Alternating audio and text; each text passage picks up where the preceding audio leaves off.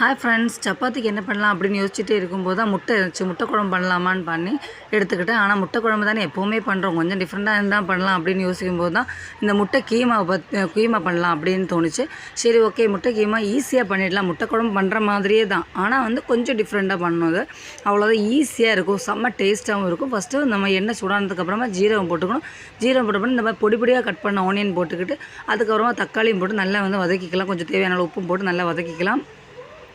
அதுக்கப்புறமா ஒரு ஜாரில் இஞ்சி பூண்டு பேஸ்ட் அரைச்சி எடுத்துக்கலாம். நான் மல்லி இலையும் கூட எடுத்துக்கிட்டேன், ஏன்னா எனக்கு அந்த ஃப்ளேவர் ரொம்ப பிடிக்கும். அதனால் நான் மல்லி இலையும் அரைக்க எடுத்துக்கிட்டேன். உங்களுக்கு அது பிடிக்கலன்னா இஞ்சி பூண்டு பேஸ்ட்டை மட்டும் அரைச்சி எடுத்துக்கோங்க.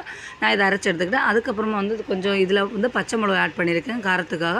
நான் 3 பச்சை மிளகா ஆட் பண்ணியிருக்கேன். அதேமாதிரி நல்லா வதக்கலாம். அதுக்கப்புறமா மஞ்சத்தூள், மிளகாத்தூள், மல்லித்தூள், கரம் மசாலா இவ்வளோவுமே போட்டுக்கணும். நான் மிளகாத்தூள் கம்மியாக தான் போட்டுக்கிறேன். கொஞ்சம் ஜாஸ்தியாக இருந்தாலும் செம்ம டேஸ்ட்டாக இருக்கும். நான் என் பொண்ணுக்காக கொஞ்சம் கம்மியாக தான் போட்டுக்கிட்டேன். இருந்தாலுமே செம்ம டேஸ்ட்டாக இருந்துச்சு இந்த குழம்பு. அதுக்கப்புறமா அதை வதக்கி விட்டதுக்கப்புறமா நம்ம அரைச்சி வச்சுருக்க அந்த பேஸ்ட் இருக்குல்ல, அதை இதில் மிக்ஸ் பண்ணிடலாம்.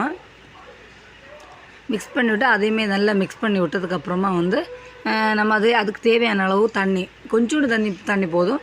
ஒரு 1 கப்பு தண்ணி ஊற்றி அதை நல்லா கொதிக்க விட்டுடலாம். நல்லா மூடி வச்சு நம்ம கொதிக்க விட்டுடலாம்.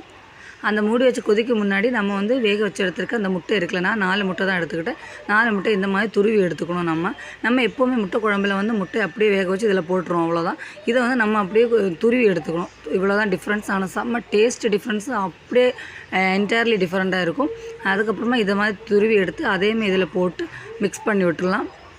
இந்த கிரேவி ஃபார்மில் வரும்போதே நம்ம போட்டுக்கணும். அப்போ தான் இந்த காரம் எல்லாமே அது கூட நல்லா மிக்ஸ் ஆகி வரும். இதையுமே மூடி வச்சிடலாம். கொஞ்சம் நேரம் நல்லா கொதித்து வந்ததுக்கப்புறமா எடுத்து பாருங்கள், செம்ம டேஸ்ட்டாக இருக்கும். அதுக்கப்புறமா கொஞ்சம் மல்லி இலையும் போட்டு எடுத்துக்கிட்டால் போதும். சப்பாத்திக்கு பெஸ்ட்டு காம்பினேஷன். கண்டிப்பாக இந்த மாதிரி ட்ரை பண்ணி பாருங்கள், செம்ம ஈஸியாக இருக்கும். Bye friends.